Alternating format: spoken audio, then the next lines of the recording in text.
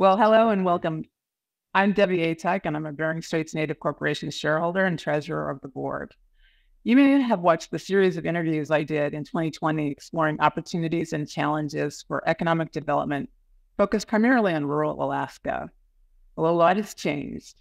Millions of federal dollars have been directed to Alaska to improve much needed infrastructure, and I'm interested in tracking what projects are getting funding and also what opportunities this presents for Alaska Native businesses. So we're reviving these conversations. My guest today is Joe Valandra, who is a member of the Rosebud Sioux tribe from South Dakota and is the CEO and chairman of Tribal Ready. Joe has spent almost 40 years working to promote economic development in Indian country, including as the executive director of the Native American Contractors Association. He has specifically focused for many years on bringing broadband to rural Indigenous communities. Welcome, Joe, and thanks for being here. Well, thank you. I'm very happy to be here today. I thought we would start with the Inflation Reduction Act and the billions of dollars that have been dedicated to increasing high-speed connectivity around the country. And but before we jump into that, I do just want to recognize that Mary Peltola, who has been, I think, instrumental in working with the Alaskan delegation to get this funding, has suffered a tremendous loss today, and I just wanted to extend my condolences to her and her family. But this is an important part of moving the state forward, and I know Mary's passionate about improving the quality of the lives of Alaskans everywhere.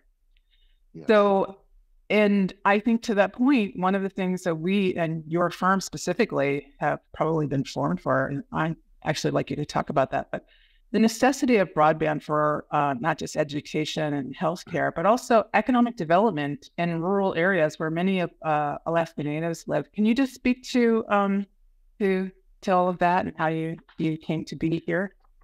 Sure, I'd be happy to. I would like to join in sending condolences to Mary too. It's a tragic loss, and I hope her family is comforted during these times. It's a tough time. But thank you for the question.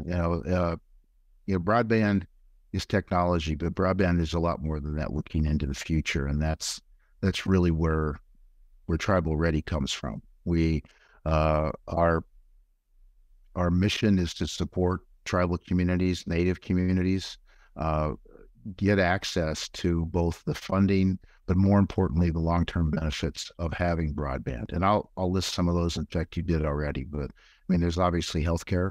I mean, telehealth can make a difference in terms of diagnosis and just the overall well-being of a community. The educational opportunities. If we learned anything during COVID, is that COVID, it can be incidents like that can be very isolating, and also it demonstrated the importance of people having choice when it comes to education and things. And so having broadband, having true high-speed broadband, allows people to have choice. Now, economic development, that was the main driver when I first got interested in this back in 1988, is that the Indian countries' economies lag behind. I mean, that's a statement that you can't argue with. And so we have to open doors to markets that are otherwise unreachable many times. Broadband does that. I mean, we've seen the growth over the last probably, it seems longer, but probably 10 or 15 years in online sales of everything you can think of. I mean, Amazon has built a gigantic business based on online sales of everything. The one thing that's always missing, or has historically been missing, is goods and services and art and the intelligence and the wisdom from Native communities. I think that broadband can open that up, but it also gives communities a chance to make a choice. They can, educational programs can be geared towards online entrepreneurship. Businesses that are already existing can learn how to sell their goods and services online, and it opens doors that has dollars flow from all over the world into communities that right now don't have that opportunity. So from an economic development standpoint, it's limited only by the imagination of those that have access to it. And the difference for Indian communities could be tremendous, and in this way in particular. I I'm think a big believer. I'm a big believer in community, and me if you too. can stay home and make a living and support your family by staying home and supporting your values and your community and your culture, then I think many Native people would choose to do that. And so this gives them the opportunity to have that choice too. And I think that's very, very important in this discussion.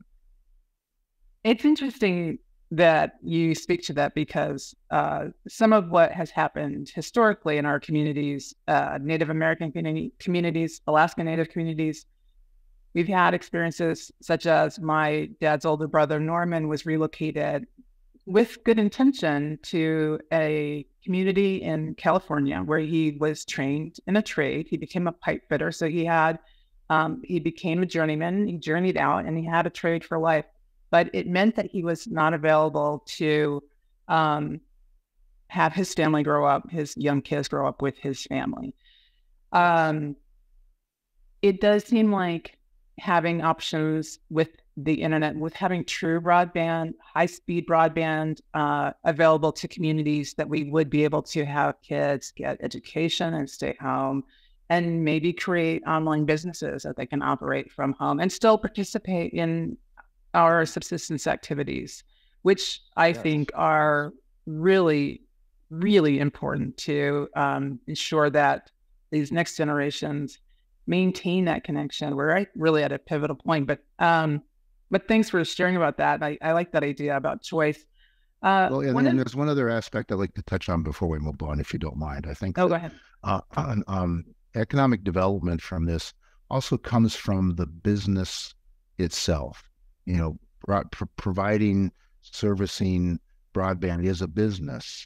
And our focus at Tribal Ready, my focus has always been the tribe should own this infrastructure. They should operate it in the way that they see best. They should maintain it and service it and do all those things. Those are economic drivers within the community. And again, goes back to what I said before. You know, I want the people that operate and maintain and service those networks to be local people.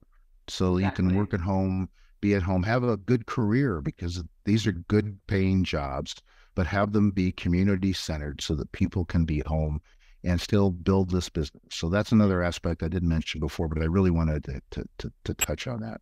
Well, that is exactly my next question, and that is ensuring that tribes and tribal communities, or in Alaska, some of the Alaska Native corporations, perhaps, they ensuring that they become part of the supply chain for providing high-speed internet.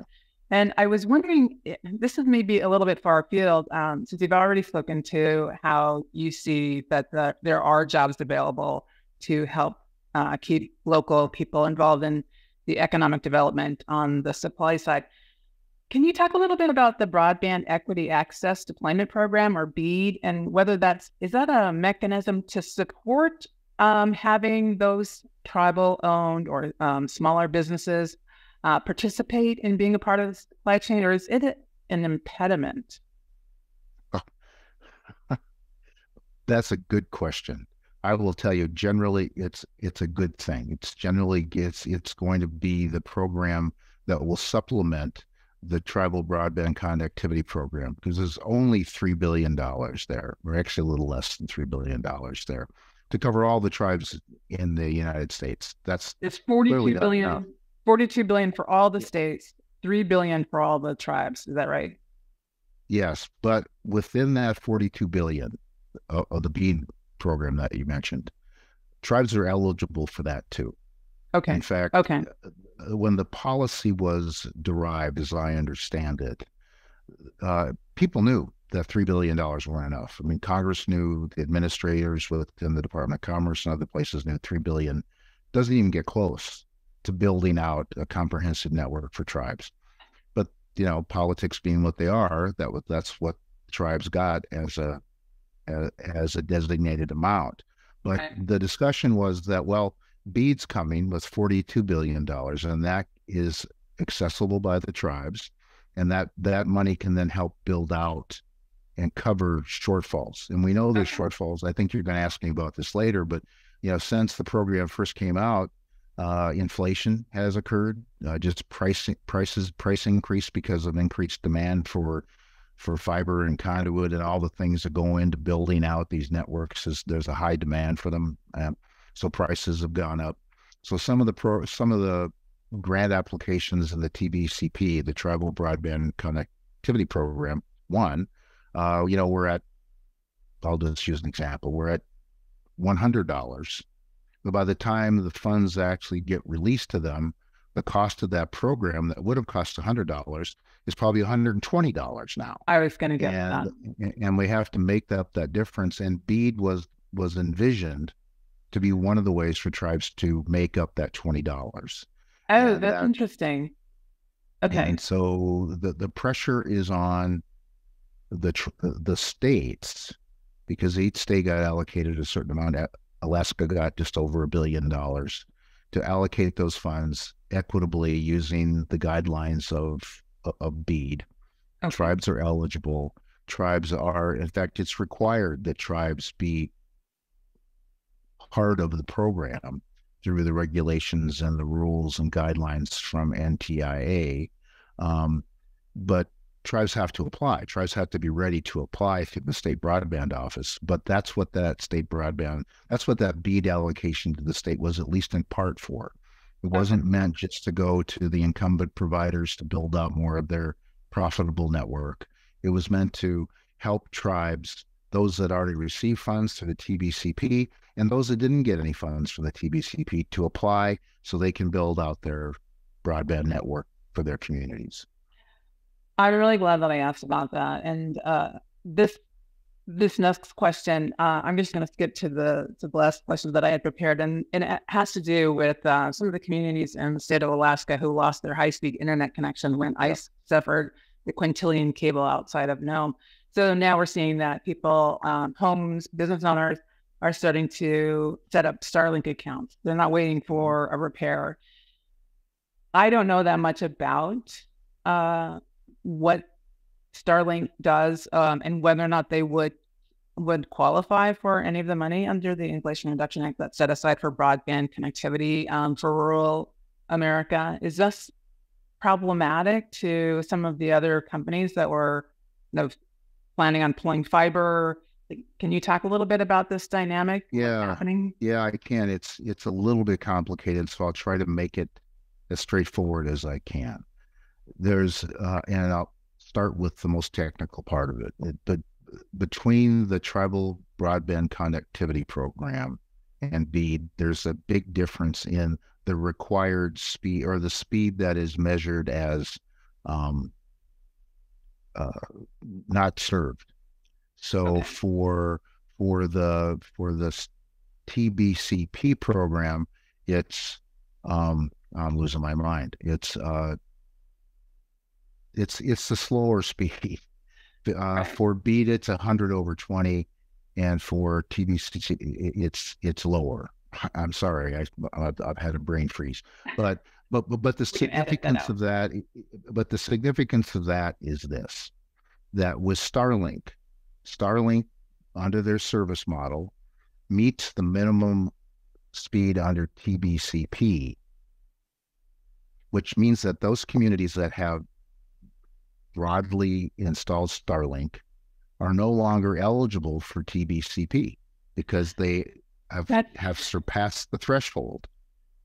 They're still eligible for BEAD, but they're not eligible for TBCP. It's a dichotomy that I don't even think we met with the state broadband office in Alaska a couple of weeks ago when we were there, and we brought this up. And honestly, I don't think it had registered with them that was the problem, because that changes in their allocation of funds, because those communities they thought were going to be funded or could be funded through TBCP no longer will be able to, or those individual houses won't be able to. So that's a dilemma, and I know it's quite a dilemma.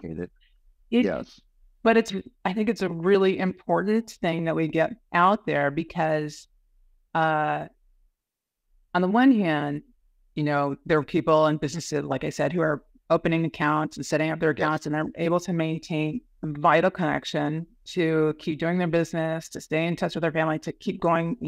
To some of them are pursuing higher ed through distance. There's telehealth, of course, but they may possibly be endangering what communities will qualify. Right. But I want to say this: it's an unfair rule because in communities, especially in Alaska, whether quintillion had the problem or not, there's so many of them that just aren't connected regardless. Okay. Starlink, at a minimum, should be looked at as an interim solution until fiber gets there, not as a replacement for fiber. And yet, the way the rule is being applied, it's like a replacement for fiber, which it's not. I mean, Starlink itself would not say they're a replacement for fiber. They're a good service. I mean, they have their issues, but they're a good service, and they certainly are a service that, when you're in a situation like a fiber cut, or you just don't have service, but you can get something through Starlink. That's, to me, that's an interim step. It may end up being permanent for some, but if you can get fiber, you really want fiber because you get the higher speeds, you have more reliability, etc. So I don't think the rule, even though those speed differentials are written in statute, they're not just regulatory issues. I don't think it's fair. I just don't think. I think to exclude tribal communities, especially in Alaska or some of the more remote locations in the lower 48, because they got tired of not having any kind of connectivity and adopted Starlink. That's unfair because it's excluding them from fiber, where again, Starlink is not a replacement for fiber. It's just not. So it's unfair. So I'm really glad to hear that you really have this command of what that means. I didn't have any sort of a remote understanding of what it might mean. I just had a sneaking suspicion because I've heard people talk about Starlink as if it is a replacement for fiber optic cable, and I've been wondering, is it? So I've been looking forward to finding out the answer to that. And I'm not denigrating Starlink. They provide a service that isn't otherwise available. So again, as I said, I understand why communities would adopt it, because it's better. It's much better than nothing, but it's not as good as fiber. I mean, that's really what it boils down. Now, I'm sure somebody at Starlink would want to argue with me, but of course they can't. But they really can't win the argument because there's no doubt that fiber provides higher speeds and most of the time more reliability, etc. So, and there's one other aspect I want to bring up, and it's a little bit technical too, but for the state under BEAD, BEAD can only spend its funds. The state of Alaska's state broadband office, for example, can only spend their BEAD funds on broadband serviceable locations that are considered unserved. That means it's a dot on the map. It's your house, it's my house, it's your auntie's house. Then and the testing or the data that's been gathered shows that it's unserved. Those are the highest priorities. The problem is that they're using the FCC map version 2, which is better than version 1 was, but I'm not endorsing that. I don't think that's a great compliment that it's better. Our estimates are that version 2 of the FCC map leaves out as much as 30% of the broadband serviceable locations that are without service or considered to be without service, which means their speeds are less than 20/3. That's the number I was trying to think of before. And that would mean if you 20/3, yeah, versus 100/20. Is that right? Yeah, that's a big difference. So if your service is below that, then you're considered unserved. Needless to say, so a big issue, and tribal communities in particular, because they're the communities that have been most left off of that map. If your auntie's house isn't on the map, under the current rules, even if Alaska knows your auntie's house isn't on the map and they know that she's unserved, they can't count it. So Can I that ask you so then, that rules. Go ahead. Yeah, go ahead. how does Alaska deal with that? Because presumably they can only spend, I heard you say, what is considered unserved. So are Unserved. they That's right. spending, is the state of Well, they're Alaska going to spending spend money all the money. to They're going to map? spend all the money on the unserved locations they know that are on the map, They're not but going to they try to improve know. the map? Well, they have the information. We're making information available to them, but it's the rules of the NTIA again that doesn't allow the state, or appears to not allow the state to update the maps with those points. Now we contend that the state has discretion to do that and should push back against NTAI and include every unserved location they know of. And I think this is where Native Okay. communities, Indian country, the villages should get involved in advocating that that rule be reinterpreted and be made clear to the states that they can include broadband serviceable locations that tribes can gather data on. We have a free tool that any tribe, any village that wants to use it can use it to collect data on service levels.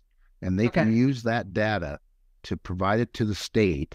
So the state will have the data they need to say, look, we know we have another 30% of unserved broadband serviceable locations. We need to add them to our map because we're not meeting the goals of the program, which is equity, which is to bring broadband to everyone. So Broadband equity access, right. yeah, but by putting a blind eye on those points that aren't on the FCC map it's ridiculous. Totally. It doesn't make sense. It's counterintuitive, and it's just really maddening, frankly, that the common sense isn't taken into account here. Well, I'm glad that you brought that up.